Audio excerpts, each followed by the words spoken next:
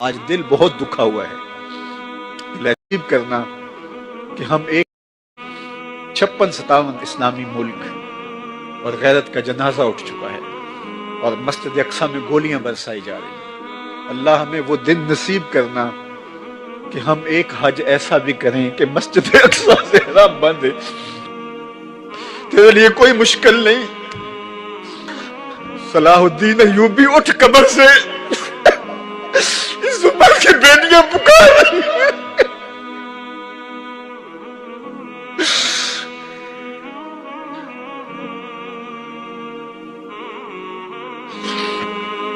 نجدین نبی دا وانگ یتیمہ تے کر کر تکے کھاوے کتوں لبا عمر بہادر جو بولے نونگا۔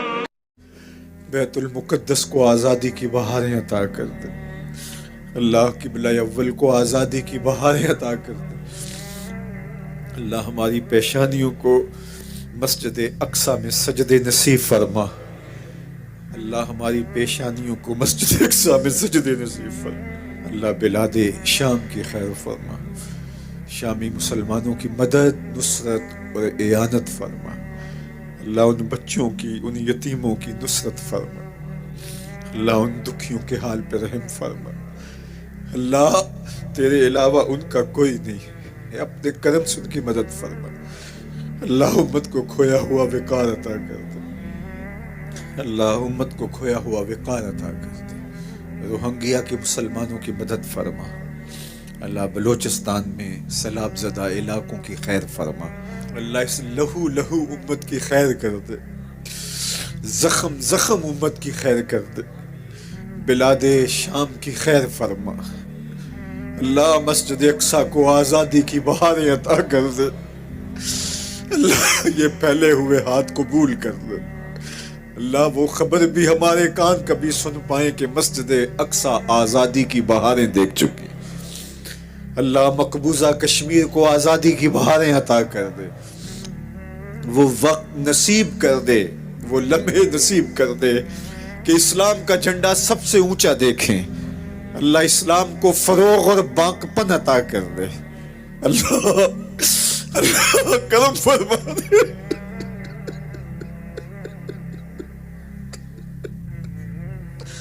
اللہ ایسے حکمران نصیب فرما جو اس امت کے یتیموں کو گود میں تھام لے۔ اللہ تڑپتے یتیموں کی فریاد سن لے۔ اللہ سیریا کے مظلوموں کے حال پہ رحم فرما۔ اللہ مسجد اقصی کو آزادی کی بہاریں عطا کر دے۔ اللہ اس امت کو عروج عطا کر دے۔ اللہ اس امت کو ہر طرح کی ترقی عطا کر دے۔ معاشی، معاشرتی، اقتصادی، عسکری قوت اس امت کو بنا دے۔ اللہ اس امت کو عروج عطا کر دے۔ اللہ کوئی صلاح الدین ایوبی عطا کر دے، کوئی محمد بن قاسم دے دے، کوئی عمر بن عبدالعزیز دے دے۔ اللہ فاروق اعظم کا سایہ ہی نصیب کر دے۔ اللہ اس امت کو کھویا ہوا وقار دے دے۔ اللہ ہمارے اٹھے ہوئے ہاتھوں کی لاج رکھ لے۔ اللہ تڑپ تڑپ کے تیرے امت کا عروج مانگ دے۔ اللہ اس امت کو عروج دے دے۔ اللہ اس امت کو عروج دے دے۔ جو کچھ فلسطین میں ہو رہا ہے، شام میں جو کچھ ہو رہا ہے، اور اب جو کچھ کشمیر میں ہو رہا ہے، امت لہو لہو ہے اور 56-57 اسلامی ملکوں کے حکمران ہیں کہاں؟ کیا یہ چیخ بھی نہیں سکتے، آواز بھی نہیں اٹھا سکتے؟ گاجر مولی کی طرح اس امت کو کاٹا جا رہا ہے۔ انسانیت کا بہتا ہوا خون کیا دنیا کے اندر امن کے ٹھیکیداروں کو نظر نہیں آتا؟ کشمیر کے اندر 1 لاکھ سے زائد لوگ شہید ہو گئے ان 17 سالوں میں۔ 90,000 بچے یتیم ہو گئے۔ 23,000 سے زائد خواتین بیوہ ہو گئی۔ وہ وادی جنت نگاہ انگاروں میں لپٹی ہے۔ ڈل جھیل کے پانی پر لاشیں تیر رہی ہیں۔ وہ چناروں کی سرزمین آج خون سے لالا زار بنی ہوئی ہے۔ کیا پوری دنیا نابینا ہے؟ اس کی آنکھیں نہیں ہیں؟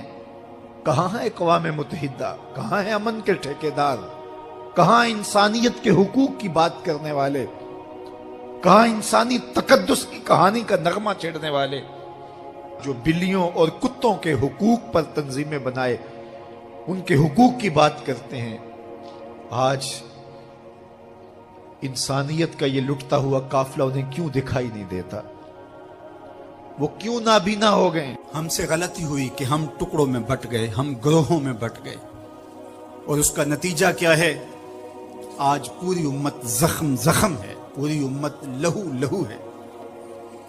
کہا تمہاری ہوا اکھڑ جائے گی اگر تم نے اللہ کی رسی کو چھوڑ دیا، تم نے رسول کے دامن کو ترک کر دیا، تم گروہی تقسیمات پہ یقین رکھنے لگے، تم نے 1.5 اینٹ کی مسجد کھڑی کر لی، تم تقسیم در تقسیم کے عمل سے گزرتے رہے، تم امت سے فرقوں سے جماعتیں، جماعتوں سے لابیاں، اور لڑکتے لڑکتے تم ٹکڑے ٹکڑے ہو گئے، تم کرچی کرچی ہو گئے۔ وَكَذَلِكَ جَعَلْنَاكُمْ أُمَّةً، ہم نے تو امت بنایا تھا تمہیں، تم نے اپنے آپ کو بانٹ لیا، تم ایک دوسرے کا گریبان نوچنے لگے، تم ایک دوسرے کے جبے پھاڑنے لگے، تم ایک دوسرے کے لیے نفرتوں کے بیج بونے لگے، تمہاری زبانیں انگارے اگلنے لگی، تم ممبر و محراب کے تقدس کو پامال کرنے لگے، تم خواہشات کے غلام بن گئے، تم آرزوؤں کے نوکر بن گئے، تم اپنے نفس کی غلامی میں آ گئے۔ تم تو غلام تھے آمنہ کے لال کے، تم نے کب سے نفس کی غلامی اختیار کر لی، تم کب سے خواہش کے نوکر بن گئے، تم کب سے نفس کے بندے بن گئے۔ تم نے امت بننا ہے، تم نے رسول اللہ کا غلام بننا ہے۔ تمہارا لب و لہجہ بتائے ہم حضور کی امتی ہیں، تمہارا طرز زندگی بتائے تم حضور کی امتی ہو۔ تم ترازو پہ کچھ تول رہے ہو تو لوگ دوسری طرف بھی منہ کر کے کھڑے ہو جائیں، یہ غلط نہیں تول سکتا، یہ امت رسول ہے۔ تم بول رہے ہو، لوگوں کو یقین ہو کہ یہ جھوٹ نہیں بول سکتا، یہ رسول اللہ کا امتی ہے۔ تمہاری وحدت، تمہارا زور ہے، تمہاری طاقت ہے، تمہاری توانائی ہے۔ تو فرمایا وَكَذَلِكَ جَعَلْنَاكُمْ أُمَّةً، ہم نے تو امت بنایا تھا تمہیں۔ آج حضور کے قلب اطہر پہ کیا گزرتی ہوگی جب شام کی بچیوں کے منہ پہ تماچے مارے جاتے ہیں، جب بغداد میں حضور کی امت خانمہ برباد نظر آتی ہے، جب برما میں آری لے کر کے اعضاء کاٹ دیے جاتے ہیں، دشت لیلہ سے لے کے کندھار تک، غزہ سے لے کے کشمیر تک لاشیں ہی لاشیں بکھری ہوئی نظر آتی ہیں، بستی بستی کریا کریا، صحرا صحرا خون، امت والے امت کا ہے کتنا سستا خون۔ شام، قدس، کشمیر اور برما، کس کس کا احوال کہوں، ہر سو زخمی، ہر سو لاشیں، ہر سو بہتا خون۔ امت والے امت کا ہے کتنا سستا خون۔ آج امت لہو لہو ہے، اس پوری کائنات میں 1 انچ بھی جگہ ایسی نہیں ہے جہاں آتش و آہن برستا ہو اور وہ کفار کی سرزمین ہو۔ جہاں بھی خون بہتا ہے وہ بستی مسلمانوں کی ہے، جہاں لاشیں گرتے ہیں وہ گھر مسلمانوں کا ہے، جہاں عصمتیں لٹتی ہیں وہ خطہ مسلمانوں کا ہے۔ یہ ہمارے گناہوں کی سزا ہے جو ہم کاٹنے پہ مجبور ہیں، اور جب تک ہم امت نہیں بنتے تب تک رسوائیاں ہمارا مقدر ہوں گی۔